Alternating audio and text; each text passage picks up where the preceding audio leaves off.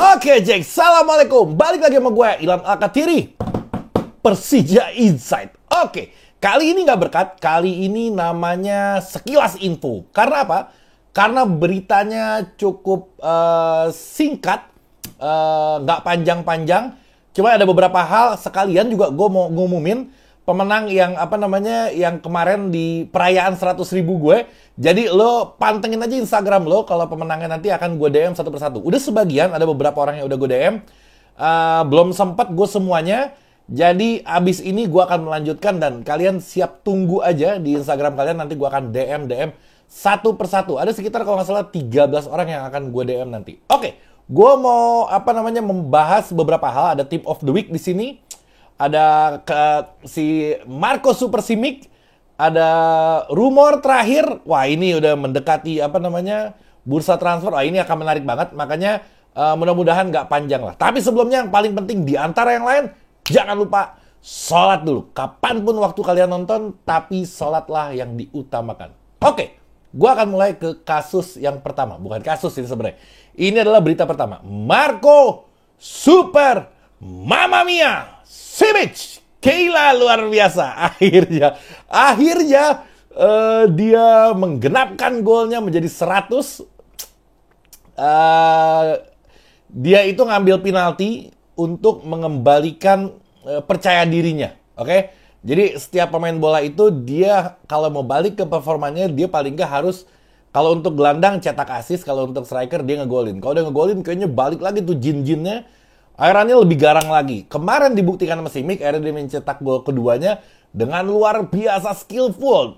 Kayak ngelihat Simic yang dulu, tapi masih ada catatannya apa? Catatannya tetap di menit ke-60 ini dia mulai goyang lagi. Jadi makanya dia tetap diganti sama Thomas Doll karena ngegenjot di awal keren, tapi di pertengahan babak kedua mulai hancur fisiknya. Jadi dia sebenarnya belum kembali ke top performanya dia. Atau memang udah segitu aja batasan maksimal dia. Gue gak tahu. Tapi keren banget semuanya. Gue heran ya. Kenapa dia mendapatkan umpan-umpan yang enak. Sedangkan waktu itu Kremencik jarang dapat umpan-umpan matang kayak gitu. Padahal untuk finishing gue rasa sama baiknya. Tapi gak apa-apa. Yang lalu sudah berlalu. Ini sekarang kita Simic. Dan infonya akan ada striker baru. Dan ini mengkhawatirkan posisi untuk Marco Super Simic. Makanya kemarin dia ekstra membuktikan ke Thomas Doll. Kalau dia masih layak. Oke, bursa transfer sedikit lagi habis, tapi pemain tidak kunjung tiba. Oke, ada memang proses administrasi dan pasti diresmikan, nggak mungkin nggak. Cuman nggak sabar aja. Gue bolak-balik ke Instagram Persija, gue nge-refresh lagi, gue bilang mana nih? Soalnya infonya waktu itu pas Gajos resmiin, dia bilang 1-2 hari. Kalau 1-2 hari yang gue dibilang sebelumnya, yaitu pas pertandingan setelah Bayangkara atau di hari Senin ini. Gue nungguin hari ini, ternyata masih belum diposting-posting. Gue nggak tahu ya, ini tinggal sisa 3 hari lagi atau 2 hari lagi atau 4 hari lagi bursa transfer akan ditutup. Kayaknya mepet-mepet banget, ini nggak bagus untuk Persija Jakarta. Yang berikutnya, pemain asingnya udah dibocorin dikit sama Ganesha. Ditanya, Panca ditanya, Ganesha ditanya. Cuman Ganesha sedikit memberikan bocoran, dia bilang, iya, calon pemain Persija ini adalah dia bermain untuk tim nasional dia. Gue mencari-cari beberapa rumor yang pemain ini masih bermain di timnasnya. Gue mengerucut, yang paling masuk akal adalah Olivier Bias. Olivier Bias ini kalau lo telusuri lebih dalam, ini orang luar biasa, gila, bagus banget. Bukan skillnya, bukan apanya, tapi ini orang multifungsi, bisa dimanfaatkan oleh Persija. Dia bisa main di back kanan, dia bisa main di right wing back juga, dia bisa main di sisi, ini kanan dan kiri sama ya. Dia bisa main di sisi kiri juga. Dia bisa main di sayap kanan, menyerang. Dia bisa di playmaker. Dan bahkan dia bisa di striker juga. Ini bukannya cuma berita. Ini sudah dilakukan sama dia di beberapa timnya. Dia mencoba beberapa posisi dan itu perform semua. Kakinya pun bukan cuma kiri. Kakinya kedua-duanya sama bagus ya. Jadi ini orang, memang kalau misalkan dia ditaruh di posisi Rio Fahmi, ketika Firza Andika berhalangan, dia bisa pindah ke Firza Andika. Ketika Rio Fahmi yang rotasinya mau diganti, ya dia bisa ke posisi Rio Fahmi.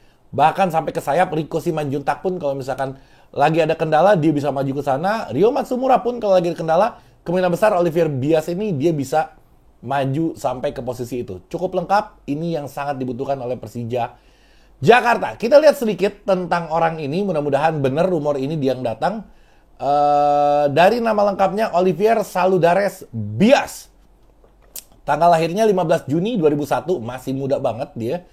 Tempat kelahirannya Johann George Stan, Jerman. Oke, dia lahir di Jerman, makanya itu dia dinaturalisasi sebenarnya, gue gak tahu dinaturalisasi atau enggak ya, orang sama Filipin. Tapi dia aslinya itu kelahiran dari Jerman, cuman keturunan Filipin. Campur lah, campur deh. Umurnya masih 21 tahun. Ini agak antik juga ya, umur segini asing. Kayak gue gak pernah lihat ya di Liga Indonesia ada pemain semuda ini asing yang bermain di Liga Indonesia. Kayaknya cuma dia doang ya. Tingginya 1,64, pendek, nggak tinggi-tinggi amat. Keluarga negaraannya Filipina, sekarang dia posisinya winger kanan, right winger, kakinya keduanya, bos maksudnya. Jadi posisi ideal dianya ini adalah right wing back. Right wing back itu adalah posisinya Rio Fahmi. Jadi pas banget. Thomas Doll ini nggak pakai back kanannya itu untuk bertahan aja, tapi untuk menyerang. Sedangkan dia memang, kalau Rio Fahmi kuat dalam bertahan, sedikit lemah dalam menyerang. Kalau ini orang, gue nggak tahu skill dia di atas Rio Fahmi atau enggak ya, karena belum kita coba. Tapi rasanya ini orang menjadi andalan di timnasnya. Dia kuat dalam bertahan dan dia kuat dalam menyerang. Mudah-mudahan dia yang yang benar-benar masuk ke skuad Persija Jakarta. Ada satu nama lagi, cuman gue belum ngebahas karena Olivier Bias dulu aja yang kita bahas. Satu lagi banyak banget namanya, ada si Skalak lah, ada si Maximilian dan lain-lain. Banyak banget, tapi gue mau yang gue bahas ini adalah yang kemungkinan persentase gabungnya lebih tinggi. Oke, gue nggak memastikan, tapi ramai dibicarakan, makanya gue sampaikan. Oke, gue mau lompat ke tim ini dahsyat banget, gue munculin di layar. Itu dia, gila luar biasa. Team of the Week, gue mulai dari kipernya, Il Capitano Ferro, Andre Tani. Gila, mainnya luar biasa, mematahkan serangan-serangan dari Pak Polisi itu, dan performanya ini gue rasa mungkin akan menjadi yang terbaik di beberapa bulan ke depan. Sampai paruh musim ini gue rasa performa Andre Tani kemarin itu yang paling fenomenal. Dia menyelamatkan hampir 2 atau 3 peluang emas dari Bayangkara. Gila luar biasa refleksnya. Oke, di kubu no. Di sayap di bek kanan adalah Bagas Kava. Bagas Kava dia menjadi team of the week di bek kanan. Ada Jajang Mulyana. Wah, Jajang Mulyana ini performanya lagi naik lagi di sekarang nih. Terus ada Ahmad Rusadi. Di kirinya ada Yance Sayu. Terus ada Rahmat Irianto, tengahnya ada Bayu Oto. Di kanan ini bagus banget emang ini. Si Gali Freitas ini. Kirinya Witan Sulaiman, mantap luar biasa. Oke, strikernya pasti Carlos Fortes, memang dia wah ini orang musim kemarin dia jelek performanya karena banyak cedera. Musim ini dia comeback lagi. Dan striker yang terakhir menjadi team of the week adalah Marco Super Mamma Mia Simic. Simic sekarang kenapa ya? Gue ngeliat Simic itu di konferensi pers, tiap di video kayaknya baik banget. Kayaknya dia lebih anggun, lebih sopan kayaknya Simic akhir-akhir ini.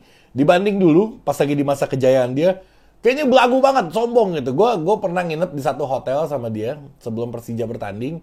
Gue ngajak dia foto untuk foto sama anak gue. Gue juga foto juga di situ. Kayaknya angkuh banget gitu, gayanya, wah salam, keren gitu gayanya, kayak seakan-akan dia menjadi Ronaldo waktu itu. Tapi sekarang kayaknya dia lebih lebih sopan gitu. Gak tahu kenapa tiba-tiba dia bisa si Simic ini lebih sopan daripada biasanya. Oke, yang berikutnya udah gak ada lagi. Ini adalah berita sekilas info yang tadi gue bilang, karena cuma ini adanya. Terus masalah beberapa harus disinggung yang masih terbengkalai sekarang. Masalah wasit yang ada penyuapan di situ untuk lolosannya. Terus masalah VAR harus diingatkan, takutnya nanti di akhir musim di paruh musim ini nggak jadi. Terus audit PSSI yang orang dari yang dari Inggris itu datang, belum ada kabar sampai sekarang. Terus masalah yang gue singgung dari kemarin tuh, hukuman untuk pengurangan poin juga nggak ada. Gua akan selalu mengingatkan janji-janji dari ketum PSSI, karena kalau nggak diingetin takut lupa dia. Diingetin aja kadang dia lupa, apalagi nggak diingetin. Terus ada yang tadi pungli wasit itu juga harus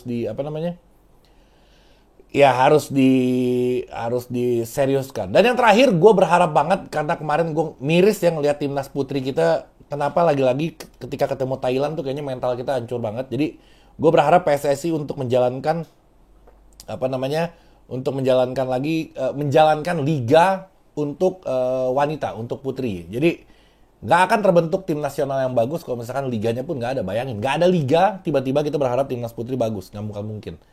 Dan itu sebenarnya sangat mudah untuk dijalani. Orang seluruh dunia ada liganya, liga wanita ada, liga umur 17, 16, 15, 14, 13, 12, itu liganya ada.